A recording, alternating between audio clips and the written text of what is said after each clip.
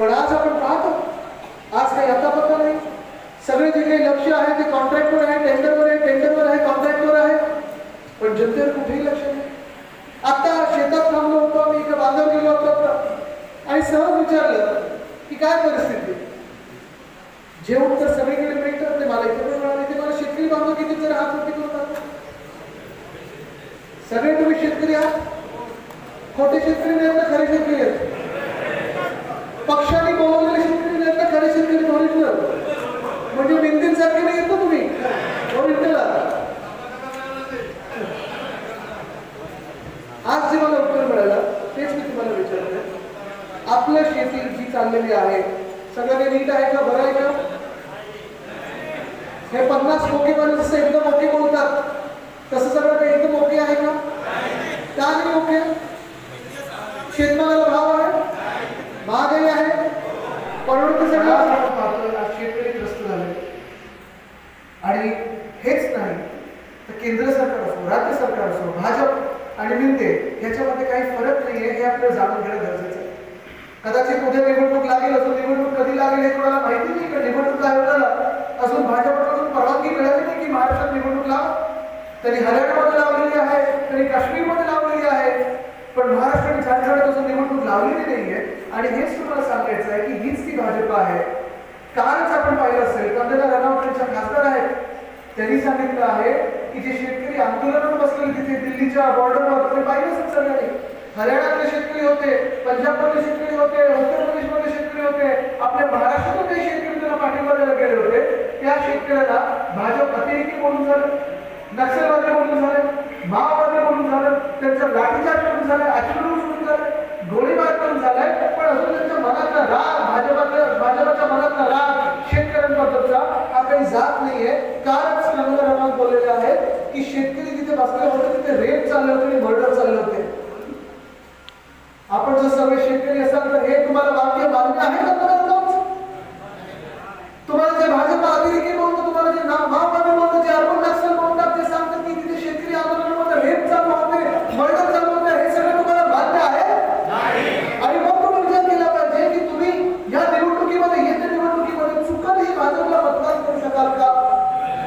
जे आपल्या शेतकऱ्यांना, जे अन्नदात्याला अतिरेकी बोलतात, नक्षलवादी बोलतात, वेगवेगळी नावं ठेवतात, लाठीचार्ज करतात, त्याला आपण शेतकरी म्हणून कधी माफ होऊ शकणार नाही. आणि हाच पक्ष भाजप ज्यांनी लोकसभेच्या आधी कांद्यावर निर्यात बंदी लावली होती, तुम्ही आंदोलन केलं तेव्हा पहिली कांद्याची निर्यात बंदी उठवली ती गुजरातमध्ये उठवली, म्हणजे एक महिन्यानंतर इथे महाराष्ट्रात उठवली.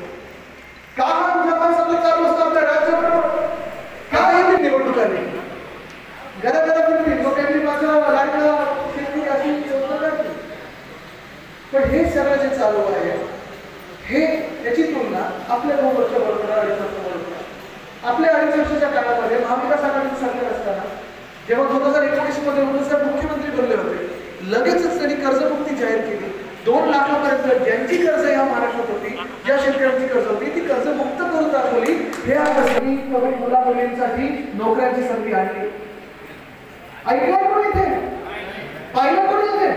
त्या 250 आमदारांपैकी सत्ताधारी आमदार आहेत, सत्तेच्या बाकावर बसलेले आहेत, त्यांची स्वतःची प्रगती झाली, अनेक लोकांची प्रगती झाली, मग स्थानिक गद्दारांची प्रगती झाली असेल, अनेक वेगवेगळ्या लोकांची प्रगती झाली, गाड्या मोठे घेतले, बंगले मोठे घेतले, जमिनी झाल्या, कोणी माहिती मुलांना काढली, कोणी काय काढलं. पण तुम्ही मला सांगा, आपल्या महाराष्ट्रातल्या तरुण तरुणींसाठी रोजगाराची संधी उपलब्ध झाली आहे का? झाली कुठे? मग का सरकार आपल्या राज्याबरोबर आणि परत तुलना करून आपल्या सरकारची ह्यांच्या सरकार बरोबर, ह्याची राजवटीवर ह्यांचं सरकार, ह्यांचं घटनाबाह्य सरकार, पण तुलना करायची झाली तर आपलं जेव्हा सरकार होतं, महाविकास आघाडीचं जेव्हा सरकार होतं, तेव्हा जून 2020 पासून जून 2022 पर्यंत 6.5 लाख कोटीची गुंतवणूक आपण आपल्या राज्यात आणण्यात यशस्वी ठरलो होतो. गुंतवणूक आणली आपण, नोकऱ्यांच्या संधी उपलब्ध करून दिल्या आपण, स्थानिक भूमिपुत्रांना 80% नोकऱ्या मिळणार हा देखील कायदा आपण करून दाखवला होता. आणि हे सगळं चालू असताना अनेक मोठ्या कंपन्या, मग वेदांता फॉक्सकॉन असेल, बर्टन पार्क असेल, मेडिकल डिव्हाइस पार्क असेल, एअरबस टाटा असेल, हे सगळं आपण महाराष्ट्रात घेऊन आणत होतो. वरती पण केंद्र सरकार मोदी साहेबांचं होतं, बहुमताचं सरकार होतं. पण आता जसं होतंय, आता वरती पण सरकार त्यांचं एक अर्धवट राजवट त्यांची आहे, पण एक इंजिन काय 2 इंजिन फेल झाल्यासारखे आहेत. त्यावेळी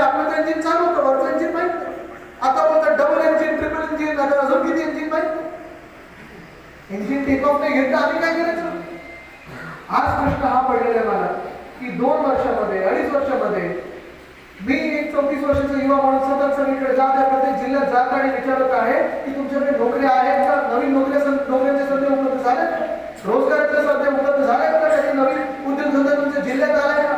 कोणी मला एक सुद्धा अशी व्यक्ती भेटली नाहीये ज्यांनी या 2 वर्षामध्ये नवीन नोकऱ्यांच्या संध्यांबद्दल काही ऐकलं असेल. हे दुर्दैव आपलं महाराष्ट्र. आणि काय हे असं घडत आहे? का नाही? का असं आपल्याबरोबर होत आहे? हे काय एवढा द्वेष?